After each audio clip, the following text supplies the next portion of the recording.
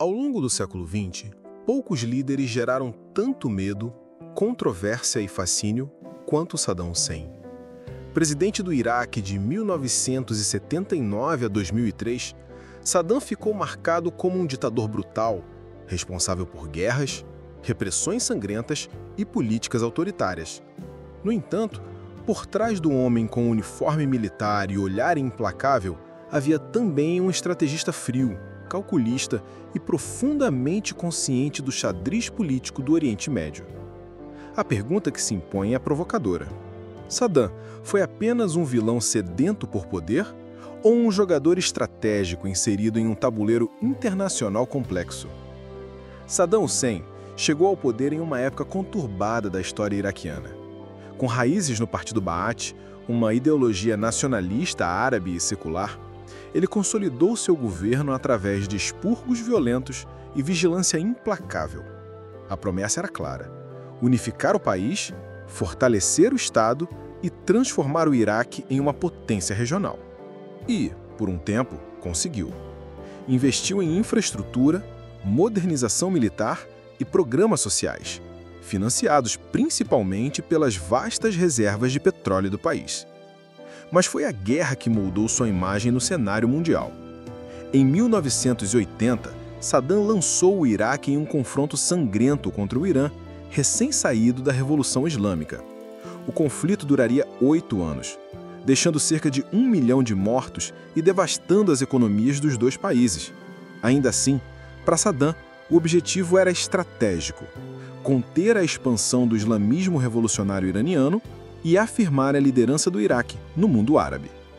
Mesmo acusado de usar armas químicas contra tropas inimigas e contra civis curdos em Halabja, ele ainda recebia apoio indireto do Ocidente, que via o Irã como uma maior ameaça naquele momento.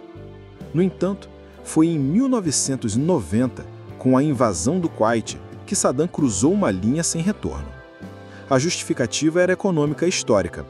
O Iraque, devastado pela guerra contra o Irã, precisava desesperadamente de recursos e acusava o Kuwait de praticar extração ilegal de petróleo em campos compartilhados. Também evocava disputas antigas sobre fronteiras coloniais. Para Saddam, tomar o Kuwait era recuperar o que considerava direito histórico e reequilibrar o poder regional. Mas ele subestimou a reação global.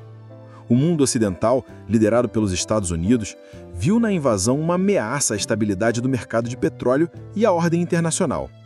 A Guerra do Golfo, que se seguiu em 1991, foi rápida, devastadora e transmitida em tempo real para o mundo. Saddam, porém, permaneceu no poder, resistindo a sanções, bombardeios e rebeliões internas, como a dos curdos e xiitas. Para muitos, isso mostrava não apenas teimosia, mas uma habilidade brutal de sobrevivência política. Mesmo isolado, Saddam continuou tentando se apresentar como defensor do mundo árabe contra o imperialismo ocidental, capitalizando o ressentimento de muitas populações da região em relação às potências ocidentais. Ele construiu uma imagem própria de liderança forte, desafiadora e autossuficiente. Uma imagem que, embora condenada por muitos, foi admirada por alguns setores da população árabe e muçulmana que viam nele um símbolo de resistência. A pergunta vilão ou estratégico exige reflexão. De um lado, os crimes de guerra, a repressão interna, o culto à personalidade e o uso de armas químicas são fatos incontestáveis. Saddam eliminou rivais, esmagou rebeliões e governou com um punho de ferro. Por outro lado, é impossível negar que sua atuação no cenário internacional foi muitas vezes guiada por cálculos racionais, mesmo que falhos. Ele tentou explorar as fissuras entre as grandes potências, fortalecer seu país militarmente e garantir sua sobrevivência política a qualquer custo. Sua queda em 2003, após a invasão do Iraque pelo CIA sob acusação de possuir armas de destruição massa, marcou o fim de uma era. Saddam foi capturado, julgado e executado. E o vácuo deixado por sua ausência mergulhou o Iraque em anos de caos, guerra civil e surgimento de grupos extremistas como o Estado Islâmico.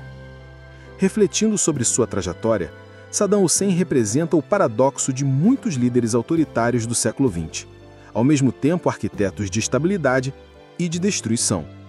Ele usou a força para unificar e controlar um país fragmentado, mas também mergulhou a nação em conflitos devastadores. Foi um mestre da manipulação interna e do jogo geopolítico, mas suas estratégias, no fim, o levaram ao colapso. Saddam foi vilão, sem dúvida, mas também foi estratégico. E talvez seja justamente essa combinação de crueldade com astúcia que o torna um dos personagens mais complexos e perigosos da história moderna.